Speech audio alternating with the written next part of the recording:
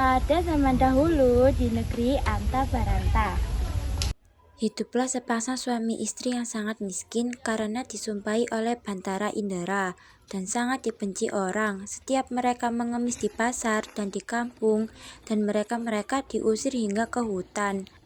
Oleh karena itu, tinggallah sepasang suami istri itu di hutan dan memakan barang kayu dan buah-buahan.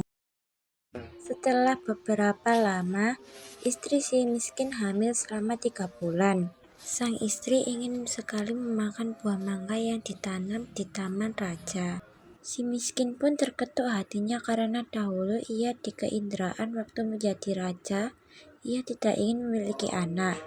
Namun sekarang ia akan memiliki anak dan berkata, "Wahai suamiku, aku ingin sekali buah mangga yang ada di taman istana." Istriku, apakah kamu ingin membunuhku? Apakah kamu tidak tahu tentang masa lalu kita? Jangan meminta sesuatu, kita tidak bisa mengambil buah mangga yang ada di taman raja.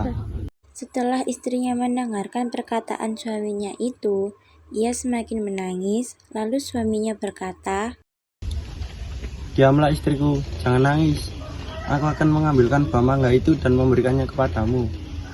Istrinya pun berhenti menangis. Lalu si miskin pergi ke pasar mencari buah mangga. Setelah sampai di pedagang buah mangga, ia ragu untuk meminta buah mangga karena ia takut orang akan memukulinya. Pedagang buah mangga pun bertanya, "Hai miskin, apa yang kamu inginkan?" Berikanlah saya sebiji buah mangga yang busuk. Orang yang berada di pasar pun menjadi iba karena mendengar kata-kata si miskin itu. Lalu orang yang berada di pasar tersebut memberikan si miskin buah mangga serta kain jari. Si miskin pun heran karena biasanya ia diusir, dipukul hingga dilepari kayu dan batu. Setelah ia berpikir seperti itu di dalam hatinya, ia pun pergi ke hutan untuk menemui istrinya. Kemudian istrinya menginjak-injak apa yang diperoleh si miskin tersebut sambil menceritakan apa yang terjadi.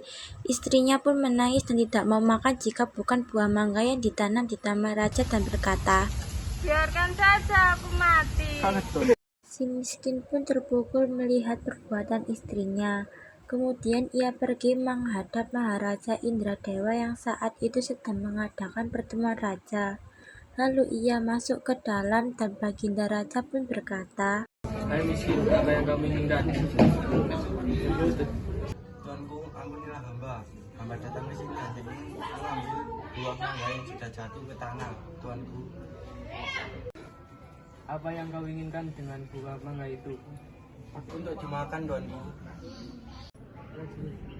Tolong ambilkan setangkai buah mangga untuk si miskin ini. Terima kasih. Setelah itu si miskin pun berjalan pulang ke rumahnya. Setelah dilihat oleh sang istri akan si miskin datang membawa setangkai buah mangga, ia pun langsung senang sambil memakan buah mangga tersebut.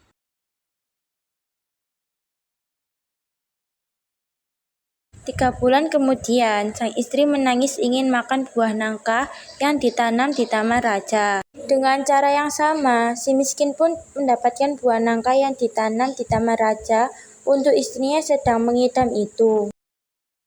Selama istri si miskin hamil, banyak makanan, pakaian, beras, dan peralatan yang diberikan kepadanya. Pada waktu yang baik dan tepat pada malam hari 14 bulan itu, bersinar terang. Kemudian pada waktu itu juga istri si miskin melahirkan seorang anak laki-laki yang sangat baik dan penampilan dan tampan. Anak itu diberi nama Marakarma yang artinya di dalam kesulitan dengan takdir Allah Subhanahu wa taala melimpahkan kepada hambanya. Si miskin pun menggali tanah untuk membuat tempat tinggal untuk keluarganya. Ketika ia menggali tanah untuk menancapkan tiang, ia menemukan telaju besar yang berisi banyak emas. Istrinya pun datang untuk melihat dan berkata, "Emas ini tidak akan habis untuk anak cucu kita nanti, suami." ia pun menjadi kaya dan membeli barang-barang kebutuhan seperti kendi, utar-utar, pelana kuda, keris, dan sebagainya. Setelah kembali dari membeli barang-barang tersebut, ia mandi dengan jeruk nipis menimang anaknya dan berseru, jika engkau sungguh-sungguh anak dewa yang ingin menerangkan wajah ayahanda ini. Terkabullah permintaan itu, dan si miskin menjadi raja dan berganti nama menjadi Maharaja Indra Angkasa, dan istrinya berganti nama menjadi Ratna Dewi, dan negeri itu dinamakan Puspasari.